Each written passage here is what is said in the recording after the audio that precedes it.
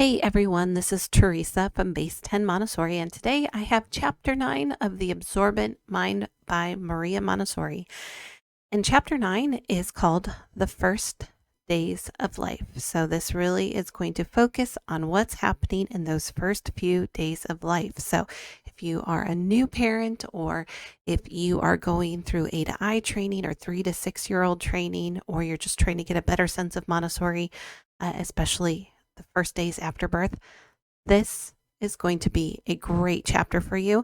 It's also going to have a lot of discussion on socioeconomic status because Maria Montessori does talk a lot about that in this chapter. So there's going to be some food for thought on how socioeconomic status has changed over the years, and also what makes some of the changes that we're seeing in society nowadays in regards to what children are experiencing in those first few days of life. So something to think about. It's going to be really interesting for sure. So let's start out on page 87, and at least that's 87 in my book.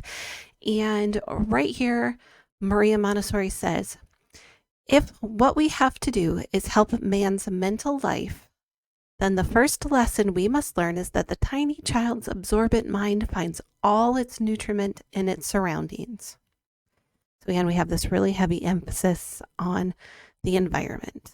And she says, especially at the beginning of life, must we, therefore, make the environment as interesting and attractive as we can. And if you listen to my practical life videos I just put out, especially the one on the 11 biggest mistakes in the practical life area, that video, I talk a lot about one of the biggest mistakes we can make in our environment is not making it attractive enough for the child. If they're repulsed by the environment, that's going to have an effect on how they respond to the environment. So something to keep in mind when we're thinking about how the child is influenced by the environment. And then she goes on to say, only a short while back, it was not even suspected that children had mental needs in the first 2 years of life. Yet these are now known to be so imperious that they cannot be ignored without harmful consequence ever after.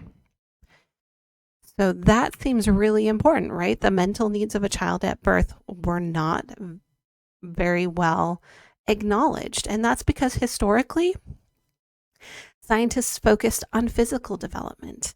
And the reason they did that was because there was such a high mortality rate, right? That we didn't have all the conveniences of the hospitals today, right? Modern science, modern medicine has changed a lot of things for us. And one of those changes has allowed us to focus a lot on the mental life of the newborn child and the developing child for that matter. And she says, in natural history, what does that show us? It suggests a first period of isolation and of mental adjustment to the outer world, a thing necessary even for those mammals, which are born with their future behavior already marked out. Unlike the animal kingdom, man has no pre-established instinct for behavior at birth. And she talked about this a lot in the previous chapters, that we're not like the animal kingdom. Humans are a little bit different, right? And she says, this means we see at once how much greater is the role which environment must play in his life. So because we operate on human tendencies instead of instincts like the animal kingdom, she says that makes the environment have a greater impact on our development. So it changes things right there. And then on page 88, she says, we must take care of all the conditions surrounding the newborn baby so that he will not be repelled and develop regressive tendencies, but feel attracted to the new world into which he has come. So right there, she talks about having that environment that helps the child adapt, that helps him say, yes, you know what? I think I like it here, right? Instead of what is happening? I don't want any of this. I don't like it. It doesn't look comfortable. It doesn't feel comfortable, right? We don't want that to be the impression on the newborn child when he comes out of the womb. We don't want him to be constantly feeling like, I don't want to be here.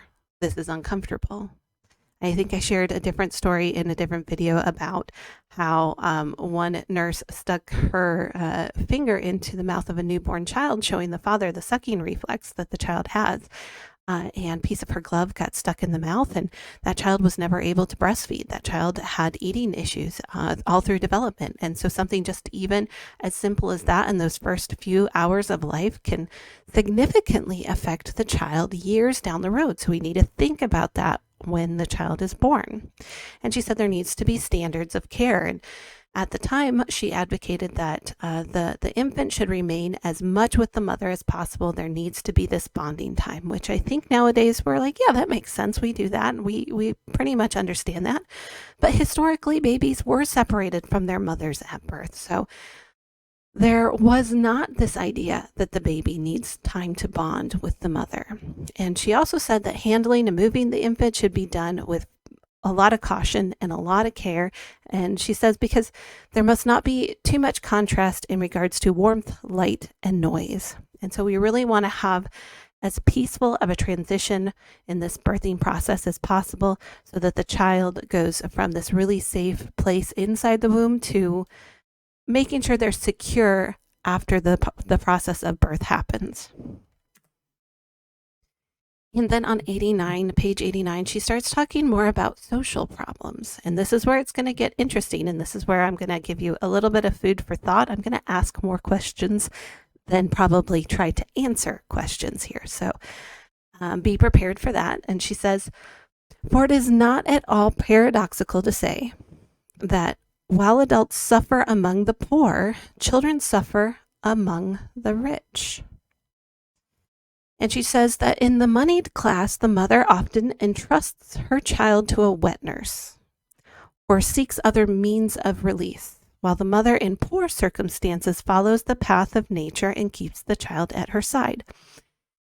And depending on what country you are in, depending on what culture you're in, depending on where you're at, what you're seeing, I'm just going to simply ask the question, is this still true? Do you see this as a truth where you're at? And if so, and especially if you're in the United States right now, I guess my next question would be, how have social programs potentially affected this observation and this idea that she says here? Because we have a lot more single mothers in the United States now than we ever used to have, right? And they have to work. They go to work all the time. And those are usually, a lot of the time, mothers who have who are in the lower socioeconomic status, right? And so we're seeing that mothers in maybe poor mothers are not staying home with their children anymore because they do get a lot of help through social programs. And my other question to that would be, what about rich mothers? Do you still see a lot of rich mothers with a lot of help, a lot of people who are taking the place of the mother? Now, I worked with some wealthy families because I work in private schools. Sometimes that happens. There are a lot of nannies there, right? A lot of nannies going on there. I've had some families that have their own private cook, right? I've been a nanny myself. So, the nanny idea is definitely still popular in the United States, but things have changed a lot since her time. And I guess my next question would be, what socioeconomic status spends more time with their children during that early childhood phase right now, in current modern society? And if I had to guess, now being in the United States, obviously I might have a different observation than somebody across the world from me, but I'm going to guess it might be the middle class mother or middle to lower class mother for the socioeconomic status that probably stays home with their child. And those are probably also the ones doing a lot of the homeschooling, but also probably a little bit more of the wealthier mothers.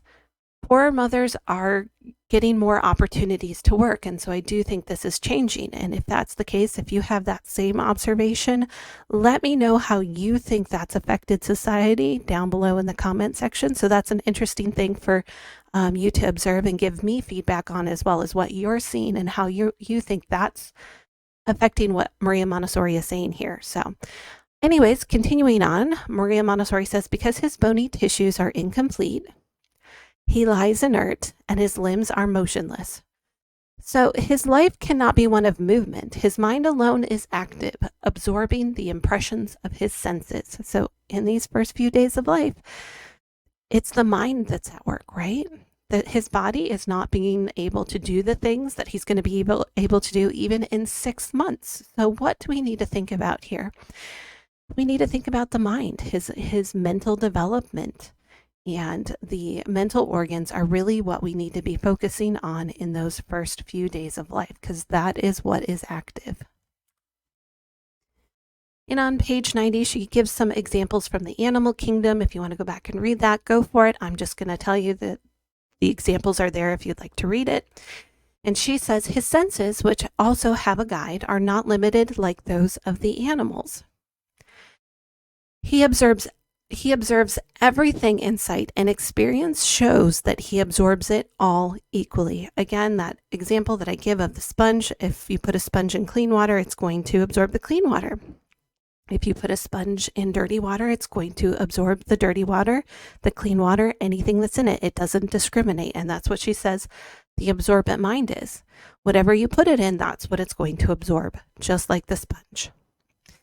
And she said he does not absorb only by means of the mechanical camera of his eye, but a kind of psychochemical reaction is produced in him, so that these impressions become an integral part of his personality.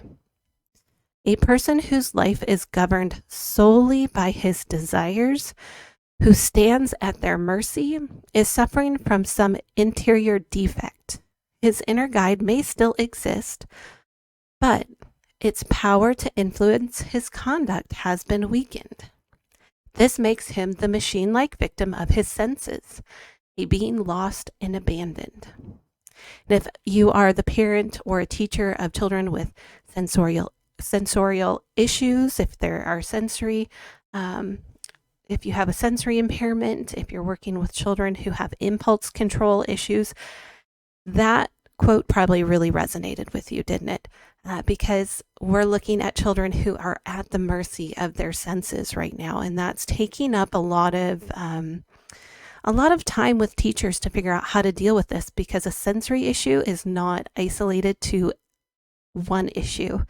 It can be anything in the environment. So I once had a student who had an issue with the color red, and it takes a long time to figure out, what the trigger is for that sense, and if the child is at the mercy of their senses, how do we help them adapt and overcome that and develop that willpower, right, to be the master of their senses instead of the victim of it. So it's a really interesting thing to start thinking about. And then on page 91, she says the child's impressions are so profound that a biological or psychochemical change takes place, by which his mind ends by resembling the environment itself. Children become like the things they love. The child does not look at the world as we do. We may see something and say, oh, how beautiful. And then we go on to other things and retain this vaguely as just a memory, right? But the child builds his inmost self out of the deeply felt impressions he receives, and this especially in the first parts of his life. This is his way of adapting to the world in which he finds himself. So here she's talking about that we don't just remember things. They become a part of us. They become a part of the child. They form his personality. So it goes deeper than us, than how you would look back on something and remember it, right? It's more than just a memory. It's a full impression that's being absorbed into the child. Then on page 92, she says, if he is to acquire special mental powers, he must live with people who constantly use those powers. Now, this in reality is a most revolutionary idea, for it opposes all that has been thought and done in recent years. She says, if the child is shut away in a nursery with no other companion than a nurse, if no real expression of mother love can reach him, his normal growth and development are arrested. And of course, we've seen these studies on the failure to thrive, children who've grown up in orphanages, right? And we know very well how a child develops differently when they don't have that social and emotional component with the adult.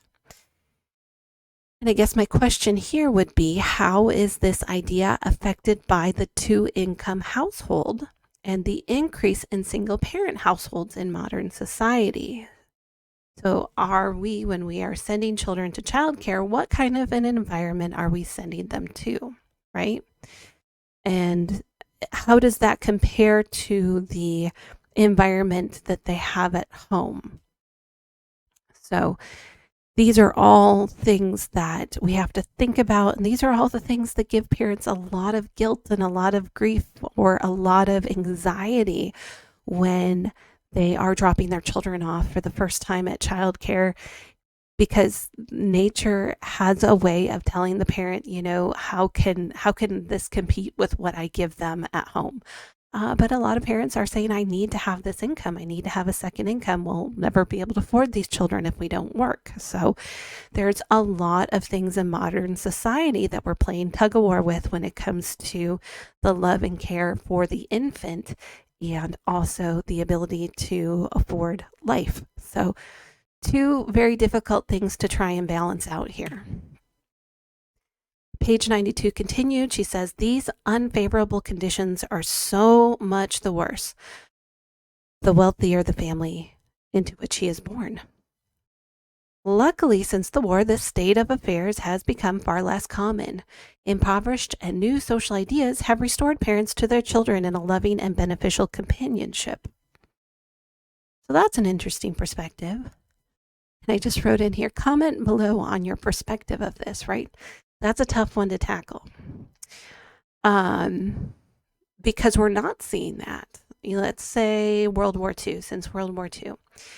Let's think about the changes in the family that have happened since World War II. And of course, my perspective is coming from the United States. Other countries may have something different to observe.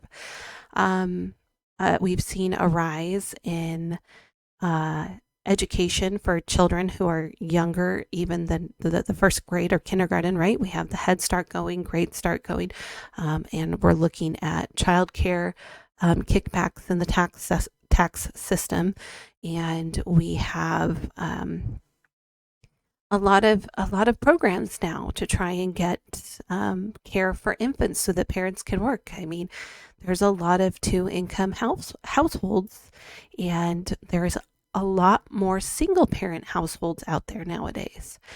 And this is really interesting, right? That she says, well, parents have been restored to their children, but I'm really questioning modern society and these social ideas, whether or not parents have actually been restored to their children.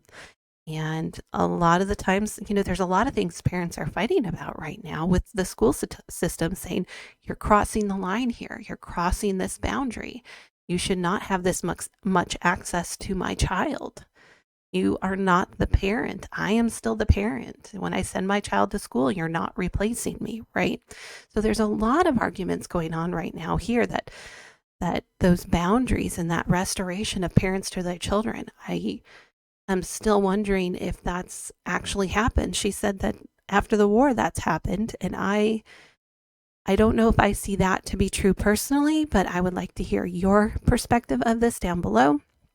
And I'm not going to say too much more on that. I just would like to hear more of what you think and whether or not we're going in the right direction in your opinion. So she does say modern observation and child study have led us to realize that as soon as the child can go out of doors, we may take him with us, letting him look about as much as possible. So again, we want to have an education for life. We want to take children to the outside world and help them adapt. But those first few days of life are not the time for that, right? Those little babies need time at home right after birth. They need time for adaptation. So that's something we have to keep in mind. And on page 93, she starts talking about a little bit about language development and how the conversations in the parent social circles give impressions to the child, and then how is this different from the impressions the child may get at school or in the childcare or from the nanny, right? So these impressions that the child has of language That's really important for the child to have those impressions from the parent. But how is that changing when we send them to school? How is that changing when they're in childcare or with a nanny? Are they going to get the same experience and the same impressions when you change the social circle of the infant too, right? And so she says expert mothers and children's nurses, if they see the child taking a special interest in something, allow him to look at it closely for as long as he wishes. They lift him up to the level at whichever it was that drew his attention. How can we be the judge of what will interest the children? We must put ourselves at his disposal. And I really like making this observation too. This is an observation that if you're out in public watching parents interact with their children when they get interested in something, when they get sparked by something in their environment, and the parent just kind of says, okay, well, forget what I was doing now. Let's do this. Because the joy of actually watching a child be really interested in something is, it's really fulfilling. It's fulfilling to watch as an adult, right? To watch a child become engaged and enthralled with something that's happening in their environment. Even if it's a baby, right? Parents love watching their infants staring and looking and concentrating at something above them. So this is a fun observation to do. I kind of encourage you, maybe not to just go out and stare at people, but if you get a chance to do some observations, this is a kind of a fun one to do. And on page 94, she says, except where civilization has broken down this custom, no mother ever entrusts her child to somebody else. Huh. This is really interesting. This is an interesting quote here.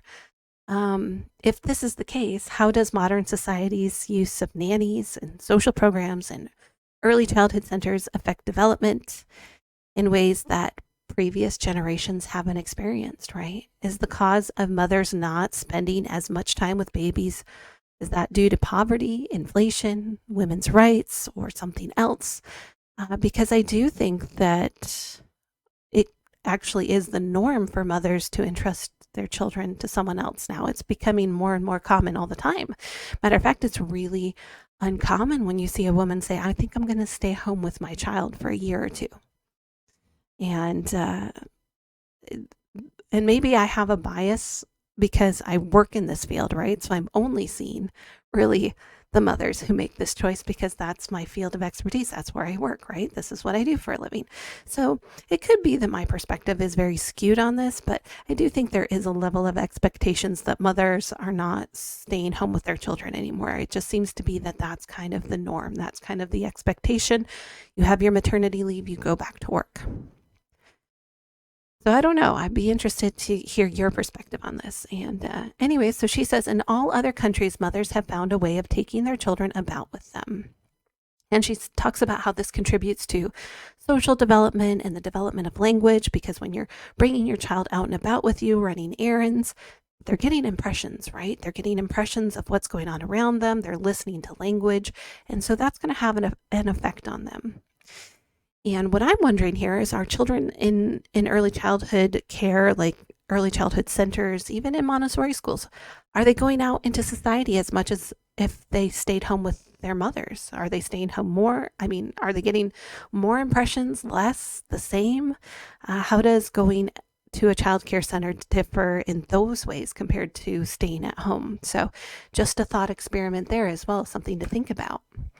And on page 95, she says, another point is the custom of prolonging the period of maternal feeding.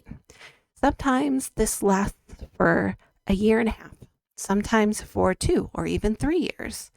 This has nothing to do with the child's nutritional needs, but prolonged lactation requires the mother to remain with her child, and this satisfies her unconscious need to give her offspring the help of a full social life on which to construct his mind.